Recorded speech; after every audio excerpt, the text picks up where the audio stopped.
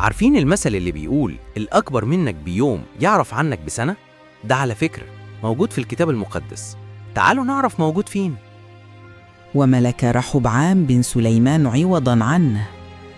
فأتى يربعام وكل إسرائيل وكلموا رحبعام قائلين: إن أبرك قص نيرنا، فالآن خفف من عبودية أبيك القاسية ومن نيره الثقيل الذي جعله علينا فنخدمك. فقال لهم: ارجعوا إلي بعد 3 أيام. فاستشار الملك رحبعام الشيوخ الذين كانوا يقفون أمام سليمان أبيه وهو حي، فكلموه قائلين: إن كنت صالحاً نحو هذا الشعب يكونون لك عبيداً كل الأيام. فترك مشورة الشيوخ واستشار الأحداث الذين نشأوا معه، فكلمه الأحداث: هكذا تقول للشعب الذين كلموك: إن خنصري أغلظ من متني أبي، والآن أبي حملكم نيراً ثقيلاً وأنا أزيد على نيركم.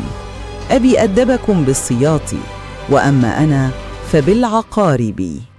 فجاء يربعام وجميع الشعب إلى رحبعام في اليوم الثالث، فأجابهم الملك بقسوة، وكلمهم حسب مشورة الأحداث قائلاً: أبي ثقل نيركم وأنا أزيد عليه. فلما رأى كل إسرائيل أن الملك لم يسمع لهم، جاوب الشعب الملك قائلين: أي قسم لنا في داود؟ كل واحد إلى خيمته يا إسرائيل. يعني نحن نرفض ملك بيت داود وليس لنا نصيب معه، وكل واحد يرجع لبيته. وبعدها انقسمت المملكة إلى مملكة يهوذا بقيادة رحبعام، ومملكة إسرائيل بقيادة يربعام. اسمع الحكمة، السلطة والقوة لوحدها عمرها ما تكسب قلوب، والقسوة خليها بعيد عنك. اللي يكون حكيم وصبورة الناس تحبه وتحس بالراحة ناحيته. رابح النفوس إنسان حكيم. أما اللي يزود الضغط والقسوة يلاقي الناس بتبعد عنه ويخسرهم واحد ورا التاني. واسمع للكبار، اللي أكبر منك بيوم يعرف عنك بسنة. وعلى قد ما تقدر خد كلام الشيوخ، لأن الحكمة ساكنة في كلامهم.